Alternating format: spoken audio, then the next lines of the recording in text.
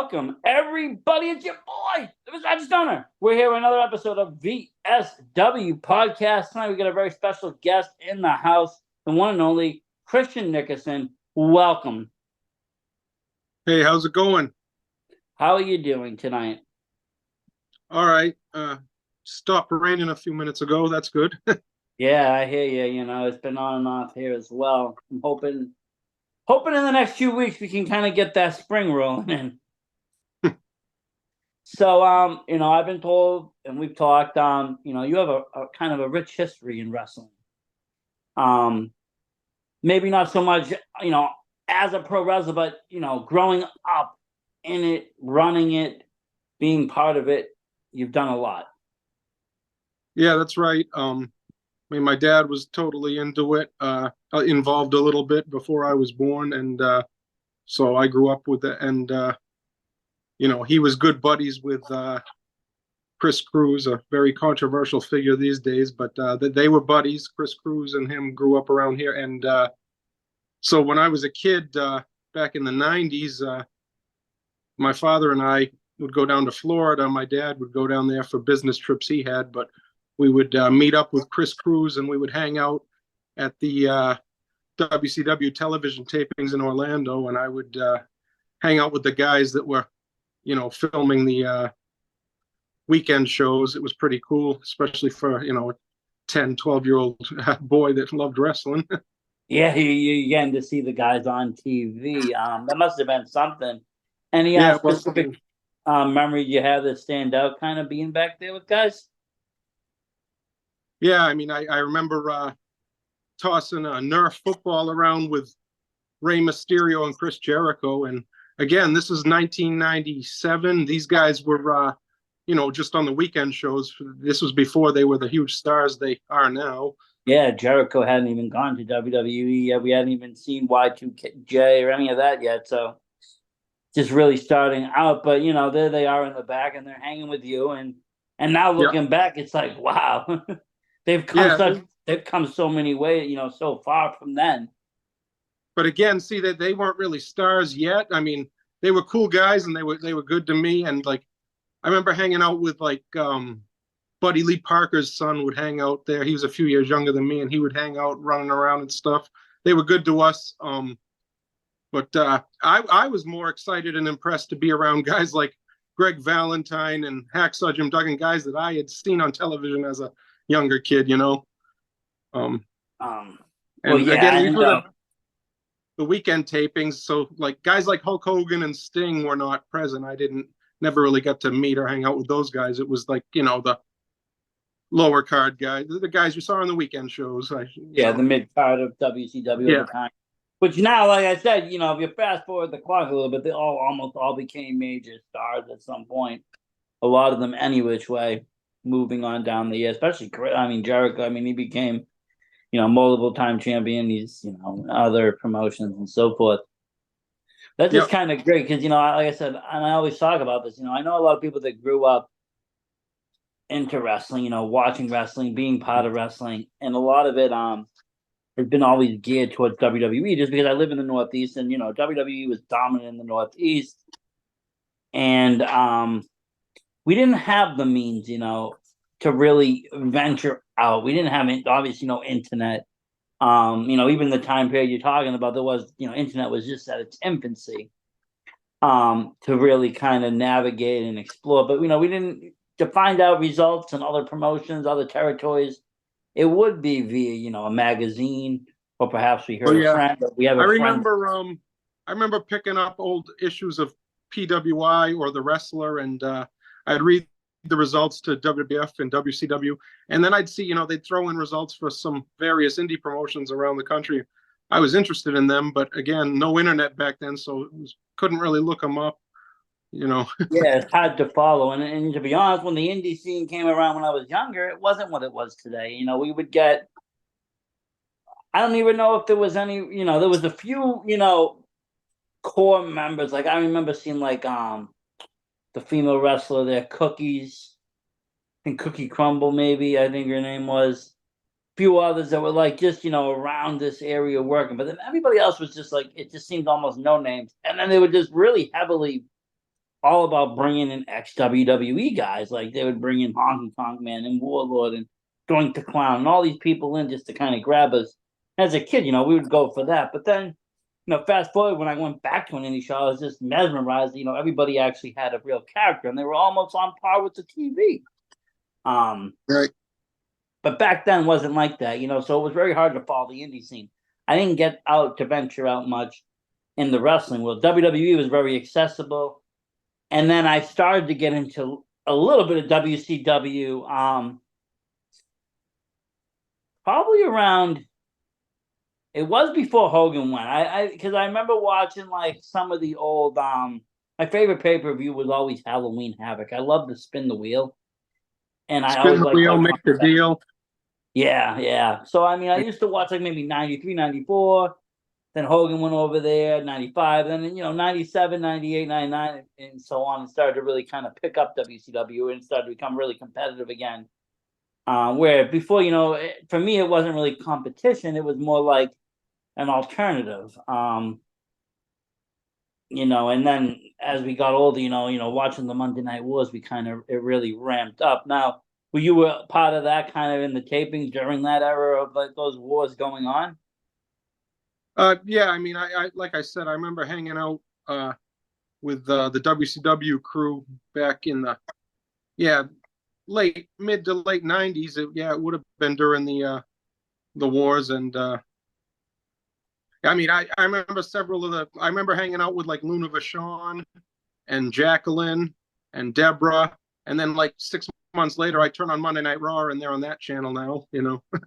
Yeah. Because people were moving back and forth, and it was like, who's gonna go where? And WCW was, letting guys go. WWE was scoop them. Yeah, WCW was grabbing all these legends. They took, Hogan, Savage, Hart. They were taking everybody on that side, and honestly, it was a very entertaining time in pro wrestling because I didn't, get bent about, one promotion needing to be better. It was just very entertaining to see, what would they do next? What were they going to pull out of their, the woodwork to make their show stand out? What could they possibly do to top not only the competitor, but top like last week's show? Because every week was getting bigger and better. I didn't like how they both had to have their main programs like air on television at the same exact time, but so I used to watch Monday Night Raw and stay up later and watch Nitro after, because Nitro would repeat like at 11 p.m. or midnight, was it? And yeah. So, but and that was the thing. We didn't have multiple devices. We were lucky to have 2 or 3 TVs in a house. It wasn't like today where you just turn on. Oh, I got my phone watching this, and I'm watching this on my TV, and that on my laptop. It wasn't like that at all. It was like, oh no, you had to catch what was on when it was on. I remember even back in those days, like I was in junior high. If it was December and Charlie Brown's Christmas was on that night at 6 p.m., word went around the school, because that was your one chance that year to watch that special. It was, I mean, very rarely. I mean, later I started to play with the VCR and started to record wrestling, and especially the WrestleMania. You're paying the $50, and I was like, well, I might as well watch it again. I don't want to wait for it to come out on VHS, so let me record it off the TV. But other than that, there was none. And once it was there, it was there. There was no rewinding. There was no going back. And today it's a little bit different. Everything's almost at our fingertips. You want to watch a Charlie Brown special, you type it in, it'll tell you which network has it, where you can stream it, or how to buy it. And in some ways that's great. In other ways, it kind of ruins a lot of the nostalgia of waiting yearly for these specials. Right. Because some even other movies, like Christmas Story and other things, you'd wait all year to watch it during this one time, and now you can just watch it any time of the year. It's like, oh, it's just the same with like the big events in wrestling. Like if you just can't watch it when it airs, no big deal. You stream it the next day. Back then, if you missed the pay-per-view, you had to wait till it came out on Coliseum Video. You did, and and forget about like for me in high school, it was very, especially in 97, 98. It was very big. Wrestling was huge. Austin was running crazy. DX was running crazy. People were all on that demographic, hitting the hormones at that age, and wrestling became so racy at that point. ECW was running rampant. So everybody would talk about it. If you didn't watch the pay-per-view, you might as well not go to school that Monday, because if you would be ruined by what was going to happen as soon as you walked into the classroom, because everybody was talking about it. Sometimes even the teachers that watched the wrestling movie. Hey, did you catch that last night? Oh my God. Stone Cold, it was kind of surreal looking back. Like, I was telling my wife, we were talking about things, and I was like, we had to do a science project on evolution, and they let us do any topic we wanted. So me and my friend were like, you know what, we're gonna one up. We did the evolution of pro wrestling, of WWF specifically, and we started with the WWF and moved its way, from a small territorial company all the way to, at that point it wasn't even WWE yet; it was still WWF. But we showed the evolution of the company and all that, and we actually got a really good grade for it because the guy couldn't debate. We did an evolution project, and wrestling was that big back then that people were allowing that kind of stuff. I feel like today it wouldn't fly. They'd be like, pick something else. Yeah, I did a school project when I was a senior in high school on wrestling too. By that point I was already wrestling on the indies, so we had to do a short documentary for a school project. So I did mine on pro wrestling, and I was on a show in Massachusetts that had Greg Valentine on it, so he was happy to film a few minutes with me and a few of the indie guys, and I threw something together. And I ended up passing the class with that documentary. So at some point, being that kid from the back room, you must have followed in, with your dad and kind of jumped in and started to learn the industry. Yeah, well, I mean, by the time I was 12 years old, I had an idea about how the business worked, but it was different being backstage and actually watching the guys going over their match and working on spots. And so did you end up going to a school to train at some point? Yeah, well, what happened is around 2000 or late 90s, I don't know, indie wrestling became pretty big around here again. And there was a couple of promotions running around here, and as into wrestling as I was, I'd hang around, I'd help put up the ring, take it down so I could hang out with the guys and stuff. And well, there was one promotion. It didn't last long, but it started in 2002. They called it Main Event Wrestling, Main with an E. It was run by a guy, Paul Adams. He's now deceased. And so I hung around after the first show they did, and I met Paul Adams, and he was telling me, he's like, you hang out, help me out with the crew, and eventually I'll get you some training. So I did that for a while, and it was early 2003, or it might have been late 2002. Smart Bart Sawyer, are you familiar with him? Smart Bart Sawyer. He held the USWA tag team titles with The Rock before he was The Rock back in '96. Well, in late 02, early 03, he moved up to Maine to work for Paul Adams, Main Event Wrestling.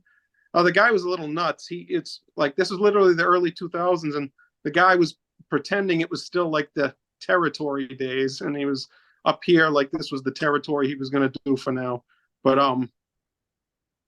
so I began my training with him. And I remember lying just slightly to him. He told me, you got to be 18 years old if I'm going to start training you. And on the day he started training, it was a week before my 18th birthday. So I said, yeah, I'm 18. Not a big lie, but I mean, so by the second training session, I was indeed 18. But so I trained with him for a little over a month, and then he kind of he disappeared, and he moved on, and so there was a little patch there. I was in high school at the time, but little patch there I didn't get much training in. But that summer, the summer of 2003, Beavis, I'm sure you know who Beavis is. Yeah. Coach Beavis. He's a longtime manager or referee up in Maine, but he he and I used to hang out because we lived near each other in Portland at the time. But he told me, he said, Tony Atlas offers training, in Gray. Like he runs shows every couple months, and he offers training in the afternoons. So that's when I went and started training with Tony. But again, not regularly. It was like every couple months.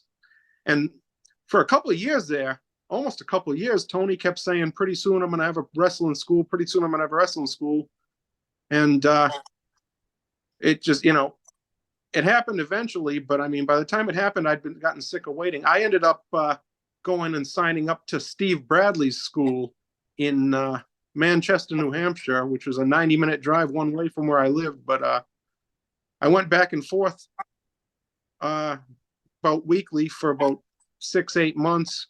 That was 2005 by the time I went to Bradley's school. How was training with the with a WWE Hall of Fame? I mean, I know Tony Atlas pretty good. He's still on the scene now wrestling. How was working with him as a trainee? Was he real tough and hard, old school? Well, he started out that way. I remember like when we first were training, me and like the group of guys that were training with me with him, like when we were first, our first couple training sessions with us, he really blew us up, but after we came back, ready, willing, and able, he was a bit easier on us, and worked more on a lot of old school technical wrestling and stuff is what Tony worked on.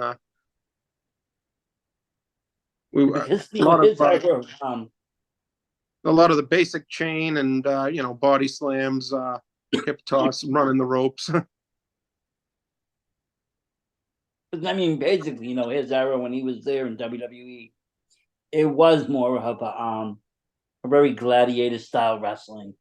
I feel like it was more technical. It was less flashy at the time. It was more about tests of strength and let's see some chain wrestling. Where now it's more spotty. There's more right, and that's the thing. Tony really hadn't kept up on that, unfortunately. So that's why his shows, he had he was running shows. Like I said, every 2 or 3 months, and they were being taped. He had a television series at the time, but he wasn't really allowing us to have entrances. Like the tapings would start with the guys in the ring, and really again, old school. Yeah, Tony has since admitted that he hadn't kept up with the times, and he learned that when he later re-signed with WWE for a couple of years.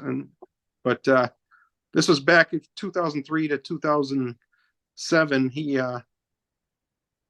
I remember his TV tapings, they were kind of funny. He had half-hour television shows, and he tried to tape about 5 of them, in one night. And but for just a half-hour TV episode, including 5 minutes of commercials, he wanted 5 matches like in a 25-minute period.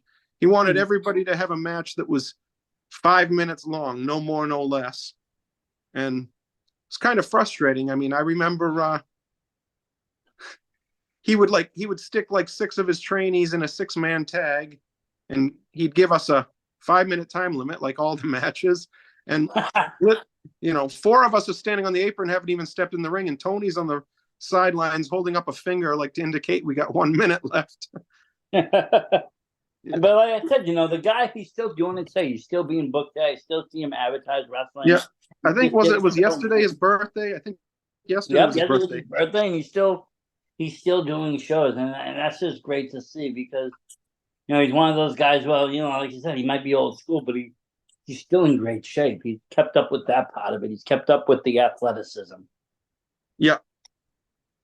I worked a match against him at the Farmington Fair like 8 months ago, September, at the Farmington Fair. Well, it was me and Luke Roberts against him and Larry Huntley. And he's still pretty tough. He's just a little bit slower, and I think it's because his knees are starting to show their age. Yeah, but I mean, God willing, he's still looking better. Sometimes some of the kids that go out there, and I mean, nothing against them, but I said, I mean, like and, you know, Well, his he's in style, better shape than a lot. He's better, better shape than most of us on that show. Yeah. and he's technically sound, still, you know, and I think with that style of wrestling, he is able to get a little longevity. He's not, you know, ruining his body doing suicide dives off the top at, you know, night after night. He can Yeah. go in there, kind of slow down the pace a little bit, work his match, still look good. Yeah. Um, Well, so you but started being working, Tony Atlas, the people go nuts for him just when he walks out. I mean, yeah. I did a show. I was kind of ticked at him once because when I was running a show about 14 years ago, it was a tag match, and he stepped in and did like a punch, a headbutt, and a cover, and that was like his only spot. Like, I guess I heard later that he wasn't happy to have been booked in a tag match, but he never said anything to me leading up to it or anything. But So he literally like stood on the apron for the whole match and only tagged in to get the pin, and he barely did two moves. not quite the didn't quite earn his keep that night. Only half a hot dog. Yeah, no, Um, I wasn't too happy, but but and I mean, it could be I worse was things that running could have happened. around, Hey, worse things could have happened. right? But you know, I mean, but he does have that stardom about it. Like I do know, like I've seen him out. He was at a show, Pop Up Wrestling, a couple of years ago, and the people that were there, you know, some people, granted, they don't know him because they're just new to WWE or WWF, and they're just new to wrestling. And if you didn't grow up in wrestling, you might not know the name. But if you grew up in '80s and '90s wrestling, you definitely know who he is. And the people were on top of it, and they were just definitely people had, you know, pulling out books for autographs, old magazines. They had everything. They love that guy. And he's still up there. You know, he's still doing it in Maine. And like it's just, you know, you mentioned Luke Roberts. He's still wrestling too, and so is Larry. Yeah, You know, Uncle Larry. There, he still wrestles too. It's great to see, you know, the longevity in wrestling. I think that's something that's a little bit different today. You know, guys and girls are taking better care of their bodies, so they're putting in the effort for the health portion and, you know, the train. Not so much the wrestling training; they are doing that too, but they're keeping up with, you know, the physical training that goes into wrestling that makes them an athlete, and they're keeping up with that longer, so they are able to do this longer and be healthier. right. Yeah. Yeah, it's funny. Luke's a few months younger than me, and when I first got my wrestling license here in Maine, it was way back in 2003. Luke was the only guy that was younger than me and already a licensed wrestler. I think he was born licensed, to be honest with you. Um, but um, but now that's changed. You don't need to be licensed in Maine anymore, right? That's they No, got that rid of that. changed. It's been like 16 years now, like 2008, I think, spring of 2008. But previous to that, yeah, you needed a license, and the commissioner really enforced everything. And Gotta again, love. I got involved. I started wrestling in 2003, and I started promoting in 2006. So I had to get a whole bunch of licenses. See, the wrestler's license was good for the state, but the promoter's license, they made you get a different one each town you ran in. And I So ran, a handful of towns. So, you need a whole different bunch of licenses. right. So about how were you so when did you decide you wanted to be a promoter? I guess go with Um, well, what happened is, like I was saying, I told you how like Paul Adams and Bart Sawyer both disappeared like after the spring of 2003. They're both now deceased. you But left they left Maine, so there was no more main event wrestling and no more, uh, smart Bart Sawyer training. So I moved on. I was doing Tony Atlas's shows, and it was also 2003, like months before I got my license and stuff, is when EWA left Maine. I mean, they just came back like within the last year, but they left Maine in 2003 and were gone for a good 20 years. yeah. Um, Adam Booker just brought them back, I believe. right. And I think they existed in Massachusetts for a while, and then I think they were gone and popped back up. But there was really so from about 2003 to 2006, I was doing Tony Atlas's shows, but Tony was only running shows about once every 3 months, maybe 5 or 6 shows a year, maybe. And his shows were not very big budget. Like, I mean, there weren't any stars besides himself on the shows. He wasn't really bringing in names. He wasn't bringing in talent. It was No, just the only guy I remember him bringing in was SD Jones, because that was his buddy, and people didn't really remember him anymore. We're talking early 2000s, so yeah, yeah. At that point, they want to see. They said ECW's running rampant hardcore, extreme on that, and then you still got WWE. It's just you got Lesnar just hitting the scene, Cena hitting the scene. Things are starting to change all around the board. And then there was New Wrestling Horizons at the time. They ran a couple times a month, but they strictly ran like bar shows, in front of a couple dozen 21 plus crowds. There was so from about 2003 to 2006, that's all the indie wrestling that Maine had. They had Tony Atlas's lower budget shows every few months, and then that other promotion ran at the bar every couple of weeks. But again, they were bar shows, 21 plus. So You're limited. So after a few years, of training and working shows, tapings, and stuff, I had enough connections and knew enough people. I figured that I could throw something together. And again, it wasn't so easy to get a promoter's license back then. So it wasn't so easy for people to just run, because a wrestler's license was as easy as paying the commissioner the fee, but promoter's license involved, credit references, and you needed credit references and stuff, which, a lot of people, I was lucky enough to have built up good credit by that point. So I was able to get the promoter's licenses. And so I bought a ring. I bought an 18 by 18 ring, which Maine didn't have any at the time. Maine only had 16 by 16 rings. I bought an 18 by 18 ring I had made for me, and How much did a ring cost back then? I either paid I had it made. It was a brand new ring. I had it made for me, 18 by 18. I either spent, I can't remember exactly. I remember the number 5,000, but I don't remember if I spent 5,000 on the ring and another 1,000 on the shipping, or if it was 4,000 for the ring and another 1,000 on shipping, making a total of 5,000. But I either spent $5,000 or $6,000 shipped to have that ring made and shipped to me. It's about on par. I know they've gone up a little.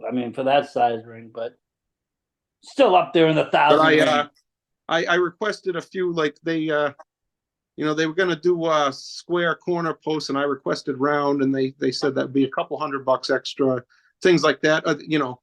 They told me it was extra to get actual ropes rather than cables, which, I thought cables would cost more, but no, real ropes actually cost more. But I went with the real ropes, and so a bunch of little perks that I added up with the cost of the ring. But I had a certain idea how I wanted it in my head, and I had a budget to work with. So you executed the plan, and you started to plan your first show. How did that go? So I searched around for a venue. It wasn't actually easy to find one. Too many venues around here.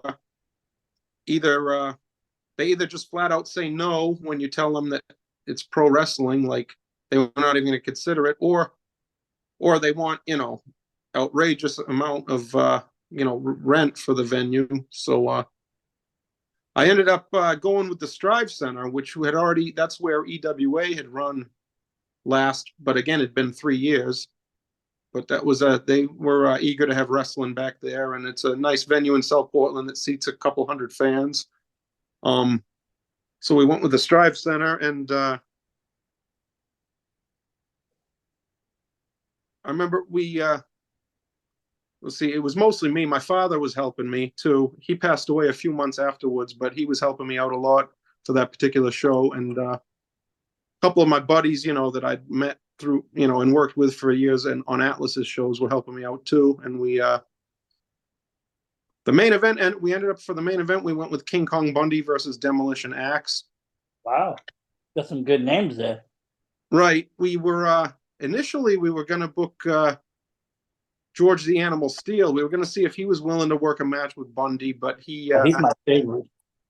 Yeah, he told us the date didn't work, and besides, he didn't think he could physically do it. So that's when we ended up contacting Demolition Axe. We happened to see on, he posted online that he was taking bookings, so I contacted him, and he said he was happy to come up and work a match with Bundy. So that worked out. So the main event was King Kong Bundy versus Demolition Axe. Of course, both were past their prime, but the fans are pretty excited to see them up here. Just meet And how and was greet it? them How before was the it? show. I mean, you weren't not shy to being around stars, but I mean, was it cool being around like, King Kong Bundy? He worked WrestleMania 2. Now here he is working your show. Yeah, that was pretty cool. And all Bundy, he also, the family on that show, Married with Children, that family was named after him on the show. Really? Yeah, because the producer was a King Kong Bundy fan when the show started in the 80s. Yeah, he also played a character on the show in a couple episodes. Yeah, I heard great things about like him as being an overall nice guy in the industry. Yeah, being funny, like having fun, known for having fun. Yeah. Oh yeah, he was. He was a fun guy. Later on, he pulled a no-show on me once. I wasn't too happy about that, but when he was around, I had fun with him. But yeah, he at the very end he built up a reputation of not showing up to some bookings. So unfortunately, but you hear that all the time about guys. Yeah, unfortunately you do. I mean, sometimes either they hit a certain age or they just can't keep up anymore. And they don't know how to tell the fans or tell the people, no, I can't do it anymore. And they end up just blowing people off. It would be better for them just to come on and be like, I've hit my stage where I can't do this anymore. Like, honestly, but you do see it. Unfortunately, still today, people will no-show a show or back out kind of last minute. But, that's the little words at the bottom, card subject to change. Right. There's always a backup plan, right? Well, that reminds me, the first show I ever attended as a fan was in the summer of 1991. My dad took me. It was all over the newspapers and the local advertisements. It was supposed to be The Undertaker versus The Ultimate Warrior, but first thing Mike McGurk said on the microphone was, Ultimate Warrior won't be here tonight. Was that at the Worcester Centrum? It was at Cumberland County Civic Center in Portland, probably a day after or a Worcester show or day before. Because I'm trying to think, because my first show that I went to physically was in 91. And I was hearing around the same kind of rumors, Undertaker versus him. We also ended up getting a pre-match that would start to build up towards that SummerSlam, which was Hogan versus Slaughter. But again, there was no Ultimate Warrior that night in Worcester either. Yeah. And what's funny is a couple of the matches we got, again, this was a few weeks, maybe a month before SummerSlam 91. And we got a couple of the matches that took place at SummerSlam, but with different outcomes. Right, that's what I'm saying. Like we had Hogan. I saw Virgil they did Virgil versus Ted DiBiase.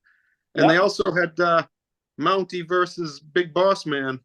But at my local show, the Mountie won. He used the shock stick when the ref wasn't looking and pinned Boss Man. Yeah, they were known. The house shows were kind of almost practices. Because again, you got to remember at that time, unless you were in the film industry or you were pretty well off, you didn't have video cameras for this stuff. Not in 91. Not like today where you could go and film a whole show with your phone and be like, hey, they've already done these matches. Like, nobody knew. The people that went to the show, they maybe later would say, hey, we saw this. But again, it was a month later. There's not a lot of TV wrestling in between. Raw hasn't kicked off yet in 91. There's no weekly really platform like there is today. People forget about the matches. You're able to do that more. Where today, if you would have run this I remember primetime wrestling came before Raw was very different format. It would show Vince McMahon and other guys like sitting at a table, and then in between it would show various matches that were filmed at various times with commentary added. Yeah, have that round table format, with Bobby the Brain and all those guys. And again, it wasn't like that Raw format. And even when Raw first came out, it was a totally different format than it is today. You would have, star versus jobber, star versus jobber, star versus jobber, star versus jobber, then star versus star. Yeah. Now today they kind of gotten rid of that jobber role. There is not many unknown names out there.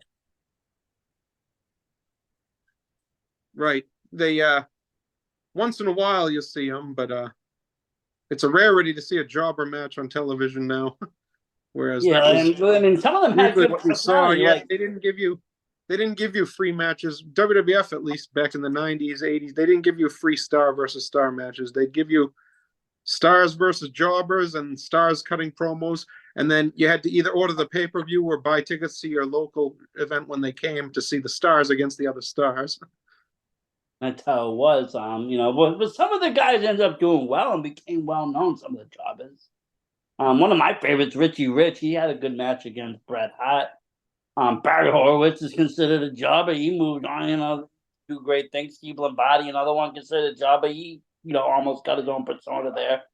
Brooklyn Brawl legend, Right. So at the time, there was still a career in just that. And you know what? People took pride in being the jobber because they were working the stars. They were getting that, input. Hey, I had a match against, Hogan. I might have lost in 10 seconds, but hey, I fought him.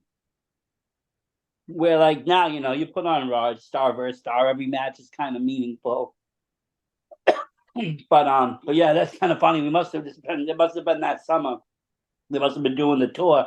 I actually have the program. I found it the other day because I was going through my magazines. It actually has Virgil on the front of it from the show that I went to. Yeah. But yeah, that was my first show too in '91. Now I watched wrestling obviously prior to that, but I just hadn't gone out to an actual physical show.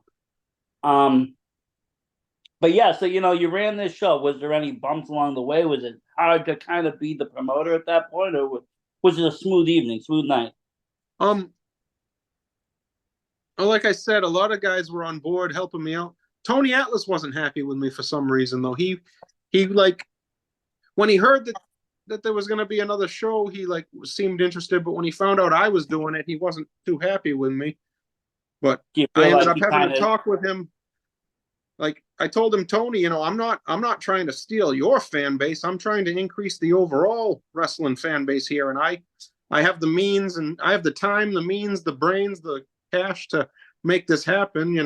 And plus, not for nothing, you're bringing in names. You were bringing in different people.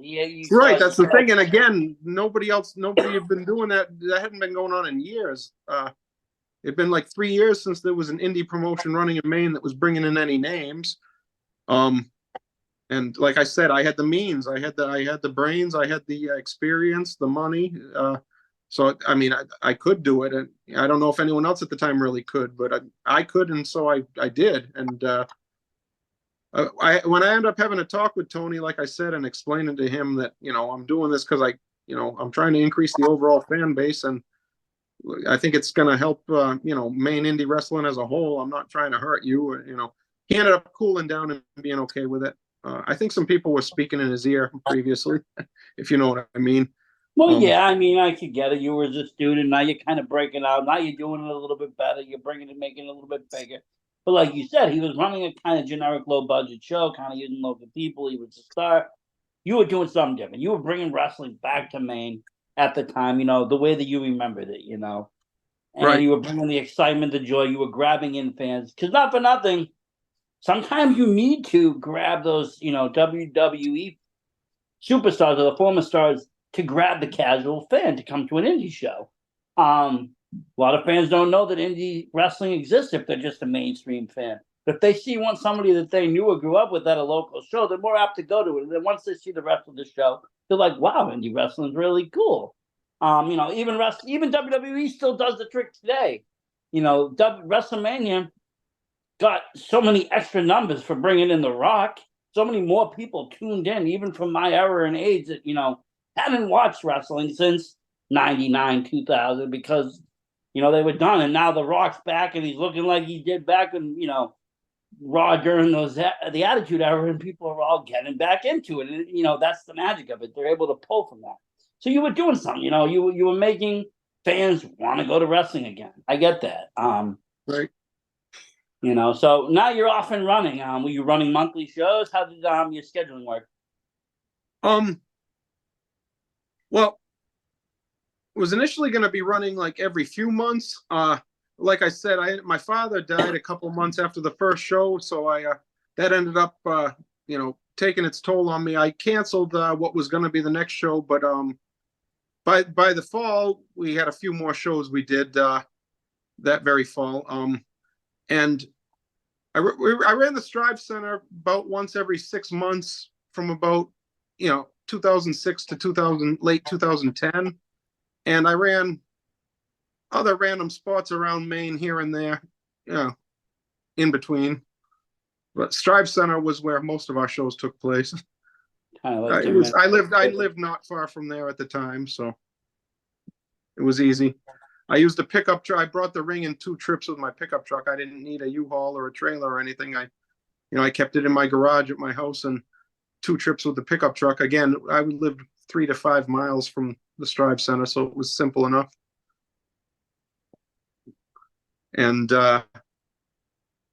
also on the first Strive show, I did another thing. We had Romeo Roselli and Antonio Thomas against each other, and this was about a week after their 90-day no compete clause ended with WWE. So I think it was the 3rd show they'd done since their WWE release, and it was the first time that they were working a match that, and not as a tag team, it was against each other.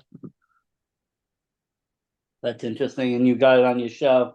And I guess that's kind of the cool part about being the promoter. You can kind of find these unique matchups that haven't been done anywhere else before when these kind of things unfold.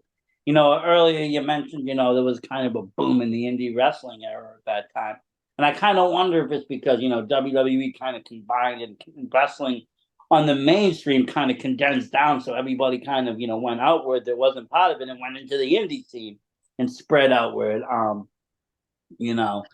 Because I still think to this day, the consolidation of WWE, WCW, and ECW, while it was marvelous and it was this cool thing, it could have been avoided or delayed. It could have been bought and everything run independently. Still the same, keeping the diversity and differences that each promotion brought. But once they all got combined under one, I feel like the indie scene was like, okay, well, you know what?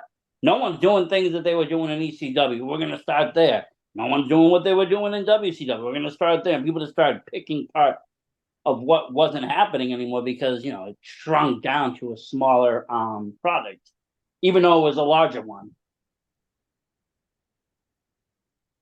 Right.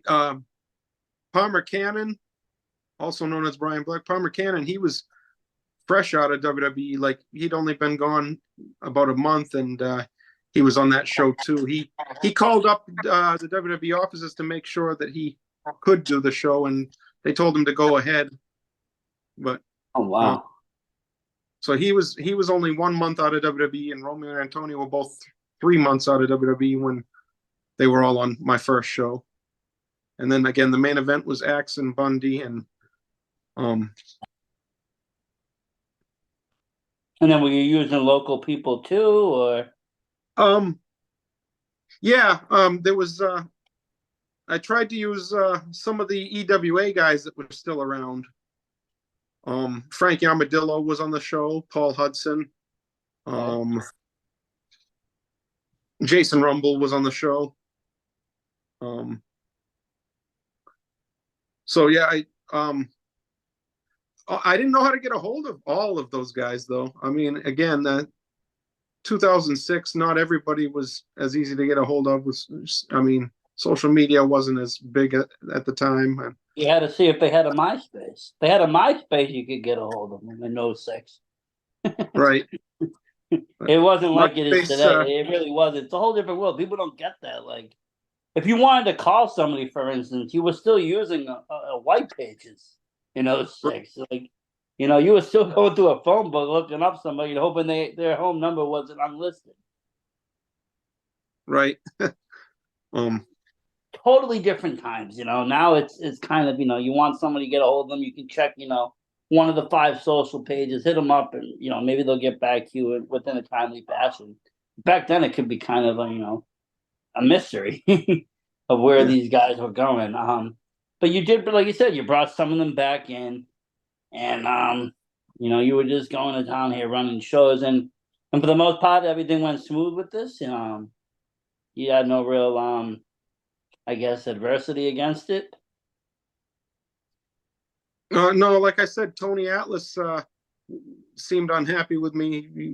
He said I was doing like I hadn't paid my dues enough to be doing this yet and whatever. But when the show was over and he heard how happy everybody involved was and the fans were, he had a change of heart. And yeah, I mean, if it's successful, there's nothing you can do. And like you said, it was a little bit different at the time. It wasn't like anybody could just run a promotion. He ended up my next Strive show. He did it for me. He worked on this next Strive show. He worked a match with Sam Makua, the Islander, and oh, nice.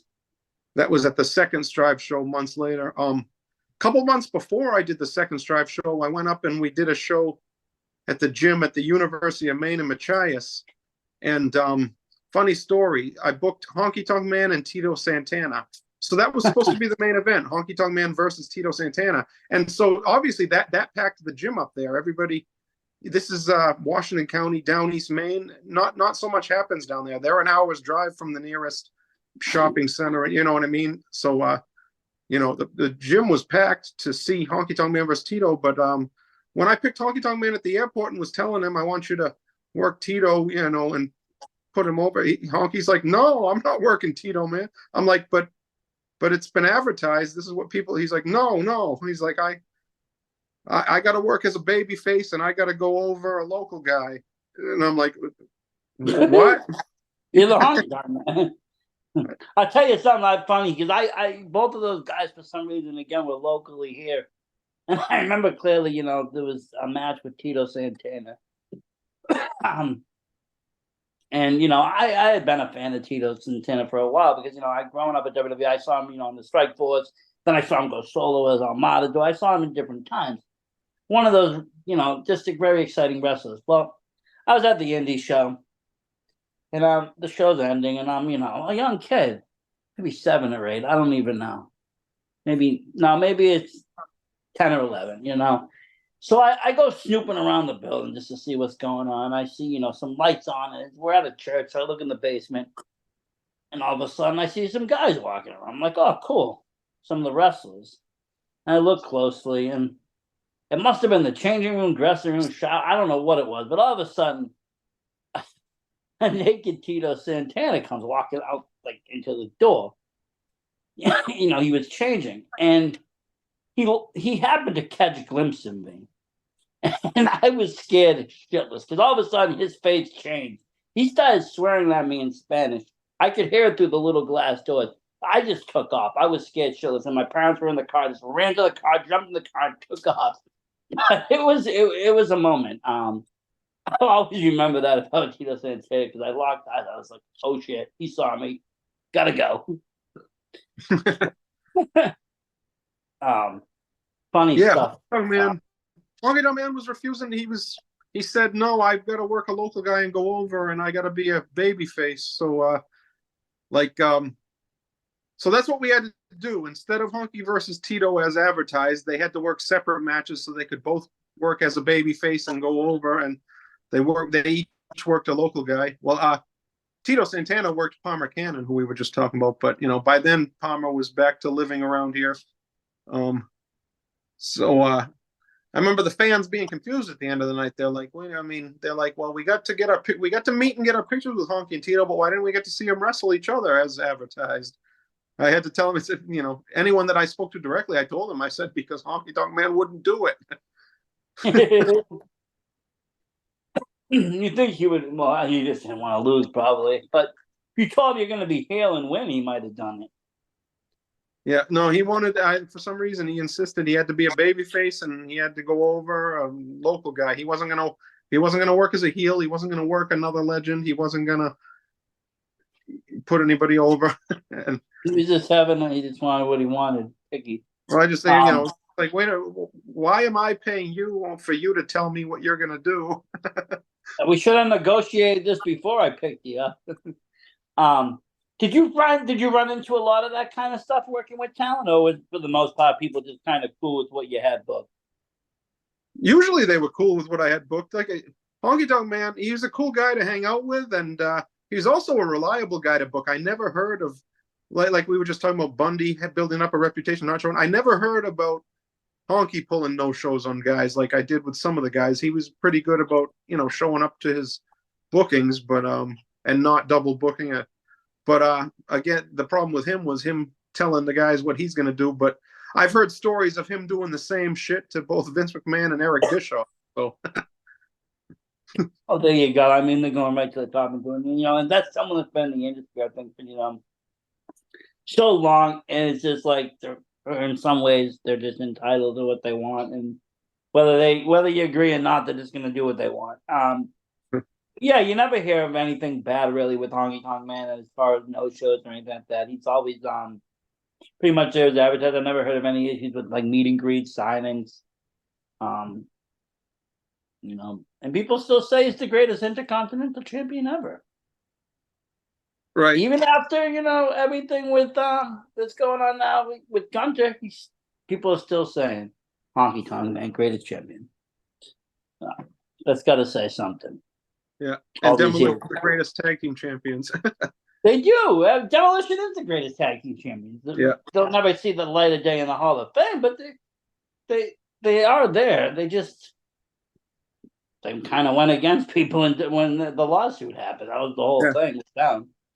That's one thing I wish I had booked. I wish I had booked Demolition as a duo.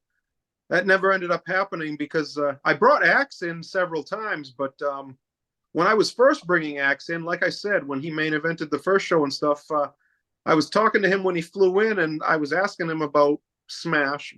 I was like, "Could you guys do you ever see Smash or work with him?" At the time, he said that they didn't get along. He didn't speak to him. They didn't get along. I guess that changed later on. They did take some bookings together later on, but when I was booking Axe the last time and he said that he would work with Smash, I looked into it, and the problem was Smash was flying where Smash was flying of his flight was going to be like twice as much as Axe's. So I mean, it was going to cost a lot more, to book him to do the exact same thing as Axe. So I mean, maybe if our budget was a little bit greater, we could have done it. But that was the reason. Budgeting, like the flight was outrageously expensive to fly Smash in from where he was. But I think that now, like I said, they have definitely connected because I think they still do some meet and greets today and signings. Yeah, I think they do that, but I don't think they've had a match in 5-6 years at this point. You got to think Bill Eadie's like 75 years old now. Yeah, yeah. But again, those are the tag teams I grew up with. Watching them, Demolition, Powers of Pain, the Heart Foundation. It's different times now. You got different teams, but those were the stable. These core tag teams that would come out larger than life, different characters. And like you said, at that time they were still drawing. 2003, people still were interested in it. If you booked them now and they were still able to wrestle, they'd probably still sell seats because I know a lot of people that love Demolition still to this day. Right. Did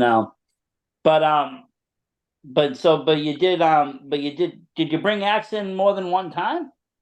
Yeah, I brought Axe into several of the Strive Center shows. Looking back, I probably should have brought him like when we did shows around the state, but I brought him up regularly for the Strive Center shows, and the kids there, the regular fans at the Strive Center, loved to see Axe. So yeah, he was always that powerhouse in the Demolition. And again, he's another guy that was reliable. I never heard stories of him no showing to bookings or anything. So he was good about showing up to his bookings and doing what the promoter wanted.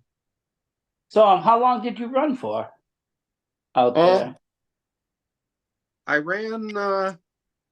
I ran Strive Center shows from 2006 to 2010, and again some other shows mixed in here around the state in during that time, and then I ended up I ran a few more shows up until about 2012 in some areas, and then I took a break. I took a break from about 2012 till about the end of 2013 from wrestling altogether. I had some stuff going on in my life. I had a newborn at that time, but when I got back into it, I wasn't really promoting anymore. I started doing started wrestling again for a few guys. I did end up I did one show I did one more show under my banner back in 2017. What was the Um, promotion called? I don't even think we even asked the name of the promotion. it was called All Out Mayhem. Okay. All Out Mayhem, All Out Mayhem Wrestling, or All Out Mayhem LLC. See, I was kind of influenced by TNA was popular at the time. I liked the name Total Nonstop Action. I liked how the initials didn't include a W. I wanted to come up with a name that didn't have a W in it because Everything always has a W. 99% of the wrestling promotions I thought it's really stood out to have one that doesn't have a W in the three, letter initials. Yeah. But also, again, Total Nonstop Action was, and then All Out Mayhem, similar. But that was the influence. And but yeah, So I you ran started just kind the of you were last show doing under the the All Out Mayhem. Last show under the All Out Mayhem banner was back in 2017 now. See, after that, I took a few years off from wrestling. I got a few surgeries on both of my feet that I needed, and my wife was terminally ill, so I took care of my wife for a few years. She passed away in 2021. I'm sorry to hear that. Right. So she passed away in April 2021. The day was just 3 years ago. The other day it was, and that fall I ended up getting back into wrestling. The whole time I wasn't involved, I was getting, calls and messages from all the guys involved, like, "Hey, you're gonna come do the show when you're coming back." But I had, my life was not there. Everywhere. Yeah. Right. But so I gave in Larry Huntley, who is a longtime wrestler and promoter in Maine, about 25 years doing it now. He was running a show a few towns away from where I live, and it was a benefit show raising money for the autism awareness. Yep. And I have a niece that's severely autistic. So, I mean, I figured, what the hell, I'll go do this show. It's near my house and it's for a good cause. It means something to me. So I went and did it. And that night, the other guys, they're all like, "Hey, you're going to do my show in a few weeks, or, there's some big shows coming up in the spring. You might want to, and so, next thing I know, I was taking bookings again as a wrestler, and I've been, done probably 40, 50 shows in the last 2.5 years. So you're still wrestling now? Yeah, but ever since I started up again in 2021, yeah. Almost 40 years old now, so I don't know how much longer, but I see a bunch of guys my age still going strong. Yeah, so. that's what I was talking about. Like the longevity in wrestlers, it's a lot longer than 40 now. 40 used to maybe people were, I mean, now you got people, obviously the TV star, you got people like Ric Flair, but forget about that. Even just in general, people are past their 40s and still doing amazing things. They're still fighting in Japan. They're still doing incredible TV feats. They're doing all sorts of stuff, And age is just a number. If you keep up with that and, you're taking care of your body, you're still going to be in the shape to do what you could do. Will you do it as fast and snappier as in your 20s and 30s? No. But, look at Tony Ellis. He's still in it now. He's still being booked for shows. He's still wrestling. He just adjusted, the way you do things. But what promotions have you been working for lately? Anything? Oh, several.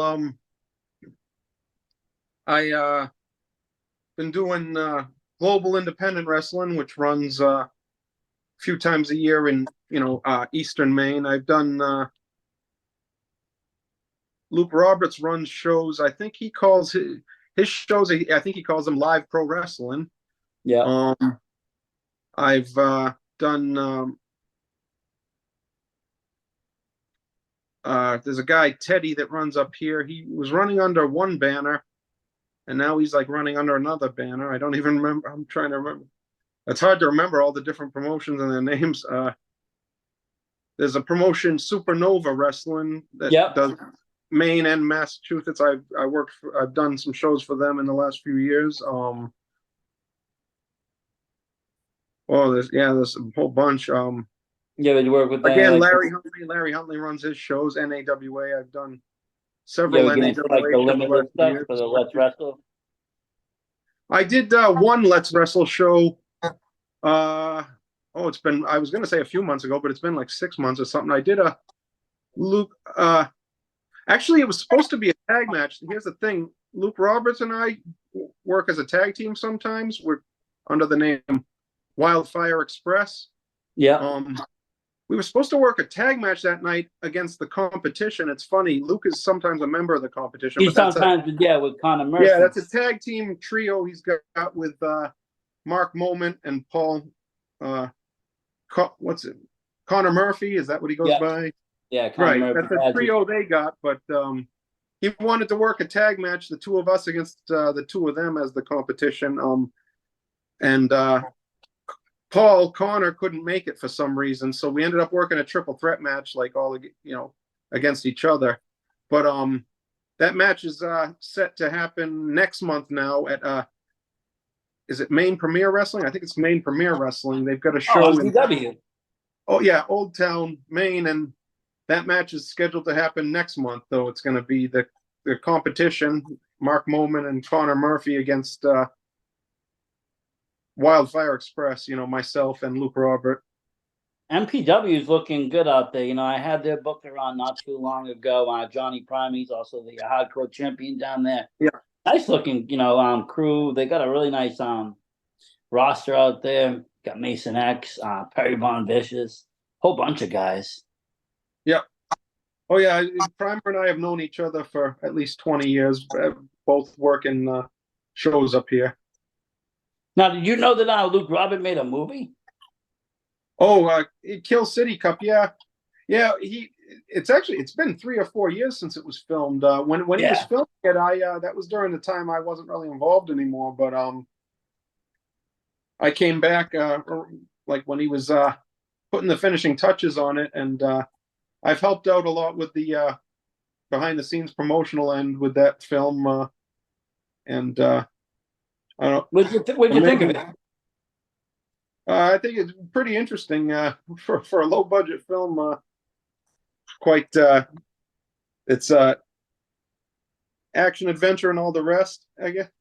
Yeah, I mean, I mean, to be honest with you, I personally love it. I mean, I fell in love with it last year. I was kind of losing. Not wrestling can get somewhat monotonous because we don't have, everything isn't kind of exclusive. If you go to like 10 shows in a month, you're going to see almost the same matches a couple of times. It's just the way it is. It's there's no exclusivity. But when I saw these commercials for Kill City Cup, I was like, what's this? This is something different. And what 2020 taught me was that I actually enjoy cinematic wrestling, and when it's done right, and it can be done. There can be different aspects of wrestling, and things can be changed. It doesn't have to be whatever you think in your head is pro wrestling. It's very subjective. So I put it on and I watched it for the hour, and I was just blown away that it had that much depth, creativity, characters, a story. Yeah. But it was all done in 1 hour. It wasn't like a 3-hour show. It wasn't a 2-hour show. It was just a nice, clean 1 hour, a little bit maybe under. And it was very entertaining. Since then I've watched, I can't even count how many times I've been, I've interviewed all the guys and girls from Queen Gia to Mr. Kill. I went to was it a they did last year they did a Comic-Con up in Maine, and I went out there. I got to meet Mason X and learn some of the behind the scenes stuff, which was really cool. They had some of the sketch designs because Luke had this in his head for like 10 years plus. Like ever since he was a kid, he wanted to do this kind of a tournament that brought wrestling and video games and Mortal Kombat and fighting all together. Mortal Kombat, yeah. Yeah, and I have to commend that. It's something just totally different, and when it has that much creativity, it just inspires everybody to kind of be creative. And I love seeing the people that are involved, how creative they've gotten, and how they demand almost more. Like they want to see their character with more depth. They want to get into all that. That stuff interests me. The depth of everything. But I always tell people, that's one of the films you should check out if you like, different wrestling. It's not your TV wrestling, but it's edited really well. It's very well produced. It's not. It might be low budget, but it's well put together. Right. And the cast is amazing. You got WWE guys, AEW guys, Brian Cage, Matt Sydal, Jimmy Jacobs, all these names. But yeah, Luke's a great guy. He's another person in the industry I really look up to, and he's done a lot of stuff, and he's run some pretty cool shows, and I'm glad to see him. It's still in the mix as well. Wrestling. Oh yeah, like I said, I spent like 5 years out of the ring. When I got back in the ring a couple of years ago, to get rid of the ring rust, I spent a lot of time at Luke's house because he had a ring at his house. So spent a lot of time in his ring and working on stuff with him to work the rust off. And he's really good too. Like I've seen him done some wild things. I saw him at a chaotic show back in 2021. He was like doing flips off two guys. He like jumped from one guy's back to another guy, did like a backflip off the wall, like just like Tony Hawk style tricks. It was insane and stuff I've never seen before. And he's no spring chicken either. And that's what's just like, okay, cool. Like that's what I'm saying. You're in shape. You can still do these things. You don't have to be a kid, right? Just to wrestle. And that's what I like to see nowadays in wrestling. That it's probably more inclusive than ever. Like anybody, if you're A, trained, and B, in shape, you can get in the ring. Right. As long as you're not a douchebag, scumbag, or done anything outside of the ring that would cause you to not be able to be in the ring. But if you're those two things, well trained, trained enough that you're not going to hurt yourself, hurt others, and you have you put some value into that. And if you can hold the athleticism, you're not blown out after 30 seconds. You can actually work the match and look the part. You can wrestle. You can be 60 and do that if you're in shape, or you can be 40 and do that if you're in shape, or you can be 20 and not do that because you're not in shape. It's all two parts, and it's all just everything. But I'm excited. I don't know if I'm going to be able to get to that main show, just because of the date and the time. Is it the May show you're talking about? May 25th, yeah. Yeah, May 25th. I think I got another show around in Mass that I've already bought tickets for. I got to double check that. But I saw the announcements the other day. And like I said, I'm just really excited to see that because it's another promotion in Maine. I'm a big fan of Maine wrestling. About 2019, I really got into the indie scene heavy, and I started to follow shows around. Started out here locally with local shows in 17, but by 19 I started to get onto bigger shows like Beyond, and I caught a glimpse of Limitless, and Limitless was starting to run with some big names, and they just had an MJF, and they had all this stuff, and they had Chris Statlander wrestling, all these names. So started to get into that, and then 2020 hit, and everything was just like flat out around here. We couldn't do anything, couldn't go to shows. There was no shows, there was no wrestling. And then finally in 21, those wrestling companies that had schools attached to them or had the ring, they were able to run tapings. So they started running tapings, and I started to really get into the Maine wrestling because they had a show, The Road, every week, and I started to follow it because it's weekly indie wrestling. And since then, I've just been in love with Limitless, Maine wrestling, and then EWA has been out there. They came back. They have some good shows. MPW now, and of course, and now NAWA. They're always a constant, just great, pro wrestling promotion out in Maine. That's one thing. We just, my buddy Ryan, I just co-promoted a couple shows with him. Well, I mean, they're his shows, but I helped him with the promoting end.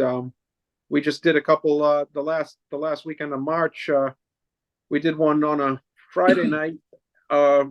Drew around 200 people up in Calais, and then we did one the next night.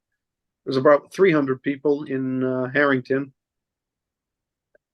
Wow, that's impressive, though. And like I said, I mean, I'm glad that you're back at it. Hey, I mean, it's kind of what your passion is. Either it's been running, most of your life now. That you've said you've been either working the ring or behind the ring, kind of running the show. Was there I wanted to go back for a second. Was there anything that was like that made you stop wanting to promote? It was just like, nah, I'm out, or was it just kind of just like an over the time, just like, okay, we're kind of it's run its course? Well, yeah, there was a show I ran.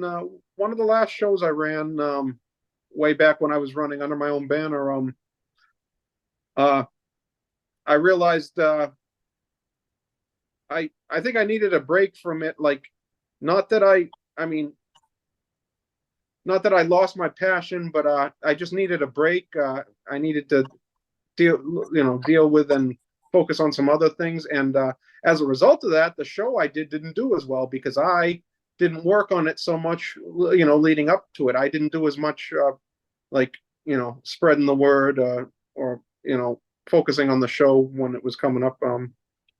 And another thing is I booked the Boogeyman as the headliner on the show, the Boogeyman from WWE. And the guy, I've never had such a bad experience with another wrestler in my life. That guy was just an entitled son of a bitch, really. And it was not a pleasant experience. And again, like, by the time the show happened, I wasn't even into it. I was just like, I've signed all these contracts and I organized all this. I got to go through with it. Like, if I could have, I wasn't really into it by the time it happened, like I said, and so it didn't draw as well as my past shows. I Now, lost some money. when you say entitled, what do you mean? Like, did he come in with just like a whole list of demands? Oh yeah, like there's a few things. He even before he came in, like when I was talking to him and I agreed to book him. He was just well, for one, he wanted me to send him some money, a security deposit up front, which is fine. That's the way that's what I did for a lot of those guys. So I told him one morning, I said, I'll send you your security deposit, Western Union at 11 a.m. And he's like, cool. But when my wife and I were walking out the door to get, some errands done, including that, she accidentally locked us out of our house and car. She locked the keys in the house. So I had to call a locksmith to come and deal with that. And, so I had to wait for him, and I had to spend like $70 for this guy to come and get me in my house just to get my keys. But I called Boogeyman in the meantime and said, dude, you'll get your money, but not at 11 a.m. It's going to be noon or 1 p.m. now. And he immediately just went off on me. He's accusing me of, I'm making this up. I'm lying to him. I never intended on sending him any money. And, which is all bullshit. Like, I'm dealing with Yeah, and by this time you're already a notable promoter. I mean, you've run many shows with like you just said, your first show King Kong Bundy on. I mean, you've already had people. Yeah, I know. I tried telling the guy that. I don't know if he listened to me though. I told him, I'm an experienced promoter. I'm not a new guy. This is 2017. I first ran shows in 2006, so I wasn't new to it at all. Also, I think Venmo wasn't out yet. I was just saying, Venmo was out. You could just Venmo the kid. Also, I got to admit, I marked out for some of the guys I used to book. I was a total mark for King Kong Bundy, Brutus Beefcake, Demolition Axe, Honky Tonk Man Tito. I personally didn't mark out for Boogeyman. Look, when Boogeyman popped up on WWE television, I was already an adult wrestling on Tony Atlas's television show. So, I mean, you know what I mean? By that point, these aren't the guys that you grew up with, and I get that. Like, right. They're cool because they're TV stars, but they're not our TV stars or your TV stars. You know what I'm saying? Like they are TV stars. Right. I wasn't, again, the guy, I wasn't all drooling over the guy. I wasn't going to kiss his ass like I might some other guys. And it wasn't like Papa Shando. He wanted to be, it's like he expected and wanted to be treated that way. And then, so he was a jerk about, he's accusing me of lying to him about money I'm sending him I've got a real life situation that's really frustrating, which is holding me back a few hours. And he's accusing me of making it all up because I never intended on sending him his money, which, a couple hours later, he had his money and we dropped it. But I then he would have, flew. you know what? I would have, when he showed up, I would have looked shocked. I would have been like, oh shit, we got a problem. I thought I booked Papa Shango, wrong guy. Yeah. So then, no, when he flew in, I told him, I had a room booked for him at the Super 8, and he's like, no, I don't do Super 8. So I had to get him a room at the Comfort Inn, even though I'd already paid for a room at Super 8. So the guy's costing me more money now. And then also the Comfort Inn that I did get him a room in, it was right across the street from the airport that he's flying in and out of. He was flying in and out of Portland, and the show was right in Westbrook, which is next to Portland. Same show, I had Zach Gowen booked, but Zach Gowen flew into Boston, so I had to drive to Boston to get him. And the day after the show, I was driving back to Boston to bring Zach Gowen to his flight. Well, while I'm down in Boston, dropping Gowen off at his flight, Boogeyman's calling me up from his hotel, and he's asking me, like, you're going to give me a ride to my flight? And it's like, dude, you're next door to the airport. And he's giving me hell. He's like, well, you got to give me a ride to the. And I'm like, okay, but it's going to take me 2 hours to get there. And he's like, 2 hours, fuck you. And it's like, dude, you're in Portland, Maine. I'm in Boston, Mass. Of course it's going to take me 2 hours. Yeah, just dude, get home, go home. No, exactly. And again, like, yeah. So like, it's kind of sad to see that kind of stuff. But I mean, like I said, like I think some people in the WWE, whether they're there or not, they're kind of going like, well, hey, I got this under my belt. That's something you didn't do, so I can do no, this. and then It's like, I recently, just the tour we did, well, quick tour, the 2 night show tour we did last month. We booked the Little Boogeyman from WWE, and he's a much more pleasant guy to work with.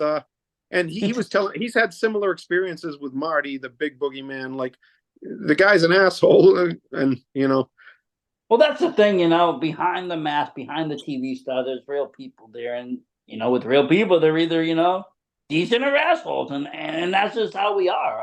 Some people are nice yeah. people, some people are freaking assholes.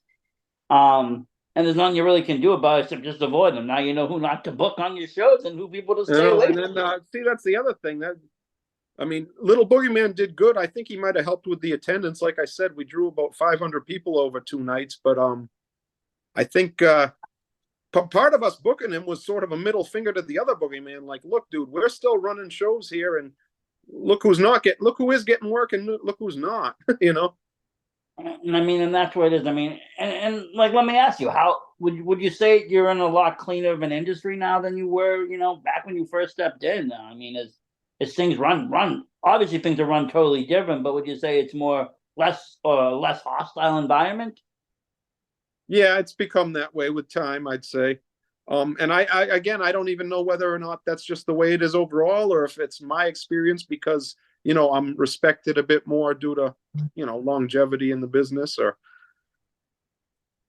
but yeah, I think to some degree it is overall. I think people have kind of taken it more, or less as a business aspect. It's a business venture. If you're a pro wrestler, you're investing in a business. You're investing in yourself. You're getting gear. You're getting merch. You're not going to just fly off the edge and start, blowing chances or burning bridges so you can't get booked or blacklisted. Because now with social media, you screw around just once, you're gone. Even today they're still dragging the guy Lars Sullivan. He did something bullshit. I don't know what, but it's all over the internet that he berated and went crazy on some lady, and it's like, yeah, that even lady, if he wanted to now, he's actually a lady that lives not too far from me. So I mean, he's never going to be able to work again, even if he wanted to. And it's just like, people are aware of that now. So I think, everybody kind of gets on their good behavior. Where back in the day, if you shot on somebody or if something happened backstage, there wasn't a million cameras and eyes on it. It just happened. And people kind of were like, well, F you. No, F you. You're not going to come back. And it's just like, okay, fine, I won't. And then a couple months later, they're like, hey, I need somebody. Well, cool. And now it's just like everybody remembers everything, and it's just like it is what it is. And if you get in that range, it's just like, okay, you're done. And nobody wants to be in that range. It's not a good place to be in. nobody wants to be known as an asshole. Nobody wants to be that person that nobody wants to book or a troublesome worker. Nobody wants that title. Right. And promoting isn't easy. I think some people do think it has some ease to it because, they think this involves money and such. And it's like, there's a lot more politics involved than just the money aspect. Right. Money's probably the easiest thing out of the show. Right. A lot of frustrating work that has to be done in order to make a show happen, and somebody's got to do it, or else there's not going to be a show. And that's it. But I mean, with that industry change, you find it's kind of easier to run your shows today, or to be part of these promotions today, without all the licensing, without all the hassle, without all the backroom. As like I said, times have changed. Yeah, well, I mean that makes it a little easier up in Maine, at least the commissioner going away. But there's still, like, in order to have a good show, there's a lot of hard work that needs to go in. I mean, whether you got money or not, hard work is what you need to, I mean, guarantee a good show. And you need the time. You need the time you need to invest the work and the time. And like I said, my last show, it's been 7 years since I last ran a show on my own under my banner. But again, I recently co-promoted a couple shows, and been looking into running again. But like you were saying, there's a lot of promotions up in Maine now too. There's already, seems like every corner is already taken and doing all right. And A little bit different of a scene when you came in, where there was kind of nobody. You were filling that void, and now it's just like, okay, now I gotta who's running this weekend? Who's running that weekend? You don't want to step on toes. No one's trying. Everybody can work together, but it's a matter of trying to figure out times and dates. And sometimes, unfortunately, shows get booked the same night, and fans are just like, oh, where am I going? I hate that, but it happens. Even as a fan, I'm like, where are we going tonight? And it's like, well, where do you want to go? Because there's 3 shows. And I was like, all 3. I want to see, the main event here, this title match there, and this there. And it's like, well, that's what IWTV's for nowadays. But yeah, having all those promotions is great, but there is always that, kind of like, okay, well, when are we going to run? What time? When? What venue? Maine is bigger than Mass, luckily, so you could have a show, 4 hours away at the same time and get a totally different crowd. But right. Again, there is a lot out there. But I mean, another promotion wouldn't hurt either. I always say, if it's done right and it's good, I mean, that's just more eyes and ears on indie and professional wrestling. It draws when it's done right. When it's done bad, unfortunately, it makes the whole industry kind of look sour. But when good shows happen and people say, hey, wrestling's still alive and well, and wow, this is, not as corny as what we're seeing on TV, or wow, this is really actually interesting. Oh, wow, that guy kind of looks like me. Maybe I want to get involved. And, it kind of sparks interest, and it sets up for the next generation of superstars. But we are just about out of time. Is there anything you'd like, is there any advice you'd give to anybody that, if they're looking to try to get into the industry, looking to try to run a show?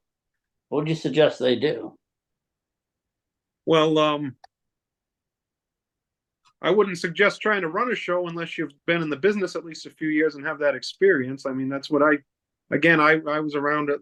I was in the business for 3 years and around the business much longer before I attempted to run. So, you pretty much, there's a lot of experience needed before you attempt that. And as far as getting in the business as a wrestler, yeah, I mean, if that's what you want to, I mean, it wouldn't hurt to at least try. But you got to find a decent trainer or school, and get some real training.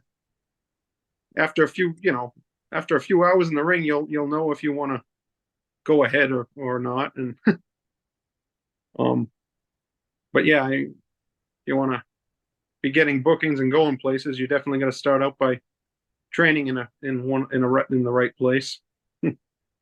Yeah, and I think that's something that's kind of definitely changed since the early 2000s. Back then it was kind of, there was trained wrestling. Backyard wrestling kind of went through the roof. So everybody just kind of was like, well, I can do it. No, I can do it. And, we had some documentaries on TV, a couple behind the scenes footage, and all of a sudden everybody, was backyard wrestling. And some of it, some of it went into the ring. Some of them got over that and went into, pro wrestling, and was just like, yeah, I'm trained. I've worked about 5, 10 years, and it's been all backyard experience. But other times you get in there, it's like, oh, wait a minute, this person has no idea what's going on. And it's just like well, it's a little frustrating when you'll see two guys and they'll have what looks like a good match because they've choreographed with each other over and over again in their backyard, but then you try to throw one of them in a match with one of your guys, and they don't even know how to do the collar elbow tie up. So that tells you right there they're not trained. No, they're trained in what they've learned how to do, and that's just work their right. matches. They don't even know how to do a collar elbow tie up or how to go from that to a hammer lock and there's so much more in wrestling, like I said, than just those kind of power moves. Nobody wants to see a Hulk Hogan match. Like they don't even like. It's like, that was a nice hip toss, but why didn't you post? Post? And they don't even realize, like, they haven't been shown the right way. Yeah, and they're bumping to the side. They're bumping every other which way. No one's bumping flat back. And, and I don't knock them because it is what it is. And, sometimes, schools can be expensive. I get that. Some wrestling schools around here, they have a high price. But, again, if you want to invest in yourself and you want to invest in the industry, that's kind of the route to go. Because, like I said, you want to get bookers. That's the idea, You don't, unless you're going to be some kind of outlaw running mud shows for the rest of your life, and that's only going to get you so far. But, yeah, I've seen it every which way. I've been around a lot of different wrestlers, wrestling, people that were trained, people that weren't trained, people that were half trained. People that were very well trained, people were very well trained and working the half training, and later in the match they're telling you, hey, by the way, that person didn't know how to do anything. I had to run the whole match. And I'm like, what you mean? And they sat me down, they tell me everything that, because me and my friend, he was a pro wrestler and we ran shows, we did tapings at a school, and so we had a couple of guys that would come in locally. A lot of them were trained, some of them weren't trained. We didn't really know that, but most of them were, old school trained, took time off, came back into wrestling. And, we're in a school zone. There's no fans, so we're just running stuff. And he, the guy at the time got it on local TV. So he had it on some promotions. So we're running shows. And, at the end of the match, one of the guys, he just pulled me aside. He's like, that's your champion. I'm like, yeah. I'm like, they're like, she shouldn't be champion. She doesn't know how to. I had to hold down the whole match, and he's breaking it down and telling me every moment, and she didn't know how to communicate. And I'm like, oh, Jesus, and there's a lot that goes into wrestling. It's not as easy as people think, and that was just, something for fun, something for YouTube. Wasn't trying to make money. It wasn't for profit. It wasn't for, to make anything, big. It wasn't, because there is, a difference, sometimes you can. I love pro wrestling. I wouldn't mind putting on a show again, but I would want something similar to, something cinematic. I like cinematic wrestling when it comes to that because you can kind of slow things down. There isn't a live crowd. And you can kind of be a little bit differently creative with it. Seeing things like Kill City Cup, seeing other shows that I watched during the pandemic era and seeing different matches. I remember one had pro wrestling times classical music, no commentary. It was very nice. It was very calming to watch because they're doing these almost ballet style wrestling moves, but it's wrestling and it's got this great classical track to it. Really cool stuff. Stuff like that. But we ended up, like I said, doing something. So I saw some crazy shit, but I can't agree with you more about the training. That should be the start of anything. Find a good trainer. See if you like it. See if you like getting bumped. Well, you're more likely to, you want bookings. You're more likely to get bookings when a reputable trainer is telling promoters, "Hey, here's a guy to book." If you're just somebody that nobody recognizes and you're trying to promote yourself, it's it's a little. Oh yeah, it's not gonna happen. And and honestly, luckily, a lot of these, it's a good time in wrestling. A lot of these schools, these really good schools out there, they have promotions attached to them. You can work the dojo, you can work Let's Wrestle eventually. Chaotic New England Pro Academy, you can work Chaotic Wrestling eventually. Beyond got its own school. You can work Wrestling Open and go from there. And there's even more out there, that have this kind of attachment. So you might pay a little bit up front, because they have a price to it because they're well trained, they got good trainers, but at the same point, you're going to get a return in a couple, as fast as you can go and what you can do, because you're going to get booked if you do what you're supposed to do. You're attached to that promotion, and they're going to use you. Probably as security first or whatever they do, but they're going to eventually use you if you keep doing your work and do what you have to do. But I always tell someone, find something like that. Yeah, I've run into these guys. I've run into these guys with egos, though. These guys that they're a naturally gifted athlete, and it's like, hey, I'm the best here because I can do a swanton, and it's like, oh, you can do a swanton, but how come you don't know how to collar elbow tie up or hammerlock or properly take a body slam or hip toss? I mean, I hate to disagree, but no, you're not the best here by far. You might be the best athlete, and again, that's athlete, and athlete is the athletic part of wrestling is very important. Right. If you're a small guy or whatever, or you're a high flyer, you should be able to jump up and down the rope. You should be fast. You should be quick. You shouldn't look like you're struggling. If you're a big guy, well, be that big guy, granted, but you should also be in enough shape that you're not going to have a heart attack during the match. Right. Sticking up with these things, diet, exercise, the regular gym, not going to training, going to a regular gym, keeping up with cardio, all this stuff. That's just common basic training for any athlete. You could be the best at that. But again, if you don't know anything about pro wrestling and its logistics and what you're doing in a match, you're not the best wrestler by far. Right. Your athleticism can only get you so far. Jumping high is great, but what are you going to do after you land the move? What's your next sequence? What led you to that move? Where's the sequence prior? You can't just do one move here, do a couple, walk around, do another move. Like, you have to sequence stuff, but things have to flow. It's like a right. song. Well, I want to tell these guys sometimes, it's like, if you want to get over on your high flying flips and not technical wrestling, maybe you should join the circus rather than pro wrestling. If that's what all you want, if that's what you're going with, if that's what let me ask you something. and you're not willing to learn anymore. Do you think like social media is kind of playing a part for that, where like you get these super kicks and these overplayed, overused moves, but they when they're done they grab big impact, and then on social media they fly, so people start getting views. So like, well, we'll do this every show. Let's do it 10 times a show. Where before it's gotten to the point where it's not that special when it's at every show.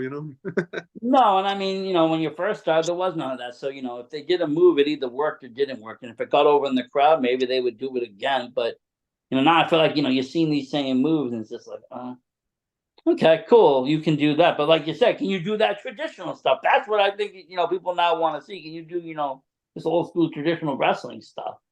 Anybody can do those super kicks. Anybody can learn that. But again, it goes back to the train. We have a lot of people, from in New England that's been Killer Kowalski trained. They got a great foundation in wrestling, and that you can tell, they're the way they start their matches up. The lockup alone is totally different. Yeah. But we have a rich history in New England, I feel, for wrestling. It always has been that way. When WWE decided on Connecticut headquarters, and we had all this talent going up and down this coast.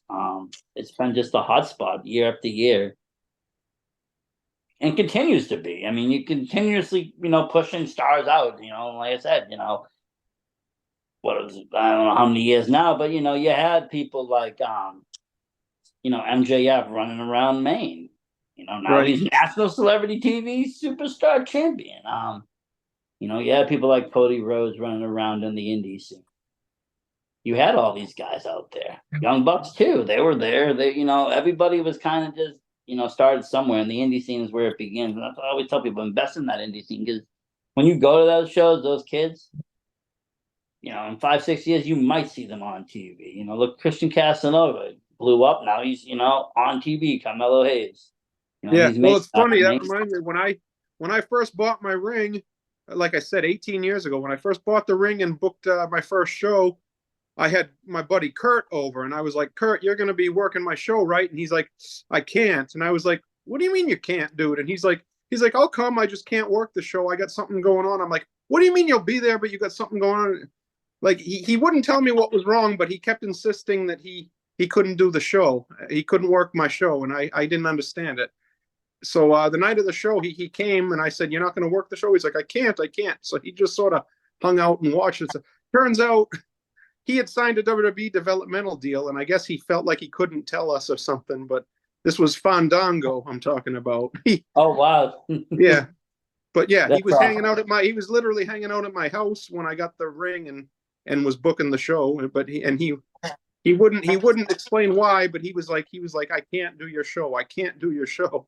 I later realized he'd signed a WWE deal, and again, he wasn't telling. There was a whole group of us hanging out. He didn't tell any of us. I Wow. suppose maybe they're sworn to secrecy or something. But Well, yeah, I think they want to wait till they get there. They don't want to jinx it. yeah, That's that dream come true when you get there. If that's what when you see that on TV, and he's another one. He's been there, he's come back, and he's still doing it. He's still killing it on the scene. He still wrestles yeah, very well, and I've seen him at all sorts of shows. He's still doing a great job. And it goes to show you that WWE isn't the end all. You can go there, and there is life beyond there. You don't have to stay there. right, Even in the early part of your stories, talking about WCW, and you were getting those guys that showed, those people, some of them came from WWF, and yeah, they had the second wind in WCW, or even better. They might have had a better run there. Some people had better runs. Some people had better runs later coming back. Some people will well, say yeah. I Hogan think had his better. Arguably, I'd say Hacksaw had a better run in WCW. He got the U.S. title and television title. He never got any titles in his WWF run. He was popular, but he never got any titles. So, Yeah, he was just kind of there, kind of like Slaughter, the All American. Hey, but he never but they really brought him got into it. WCW, and he got the United States title, and then later on television title. And so that's a better run. And some of the people didn't work funny gimmicks; they worked more serious. Some people, vice versa. Unfortunately, they got turned to jokes. Um, but I never was pretty much of a fan of what they did with Brutus. I didn't really like what they did with him, but it it was what it was because that's the thing. WWE is very smart. They don't they buy names, they buy wrestlers, they own everything, they own names. So once you become a wrestler, they really already own you. So you can't use that name, even though you're portraying that character. They own the character. Right. So when they leave, they have to pick a new name, and sometimes it just don't fit, or it's too weird, or it's just like what the hell. but but yeah, that's wrestling. You see it now today when guys come back and forth. They'll have a different name, different gimmick, or they'll go back to their original name. Some will use their real name. It just all depends on kind of what you want to do or what you are doing in the industry. But it's cool. I feel like it's a cool time in pro wrestling because there is a lot of that. Moving fast. I don't know how fast it was. When you first got into it, but now I feel like it's very fast. Guys and girls get onto the scene. They might get noticed kind of quick, and then the next thing you know, they're on TV somewhere. Because Yeah. we got a lot of TV promoters. It's not just WWE now. You got AEW, MLW, Ring of Honor, and TNA. You got a bunch. New Japan. You got a whole Right. bunch of. And it's kind of like fast tracked almost for some kids. They'll move really fast. Where years ago you would see people on the scene maybe 15 years before they get even like a ring or a phone call. Right. And I see that as being kind of one of the major differences. But again, it's social, media. How much are you out there?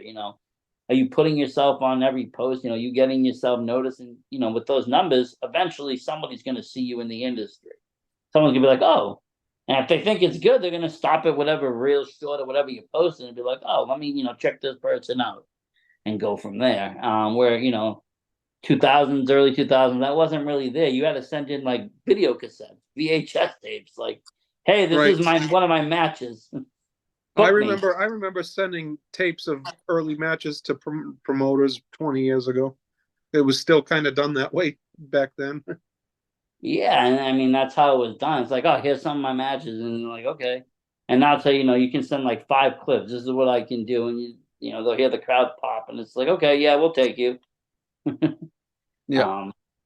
But it's been great. Like I said, we were a little bit over the time, but it's been a great episode. I really like getting different aspects. You have it all, man. You've been like Yeah. fan, promoter, wrestler, just everything. And still doing it. Still doing it. And hopefully, you know, like I said, I don't know about that May show. I have to double check. I believe it is Creamcast. It's another show running, but double check on that. If not, I will be out there. I've been trying to get to MPW for since the first show. First show I wanted to go, something happened. Second show, I was all set to go. Had my, you know, bag. It's about 3-hour ride from me. I was all set to go out there. Wife, where you going? Oh, I'm going to MPW. No, you're not. It's my mom's birthday. You're staying home tonight. We got dinner. We're going to my mom's house. I'm like, are you kidding me? Like, so this show, and if not this show, then I don't know. I gotta make it a point because, like I said, a lot of great wrestling out there.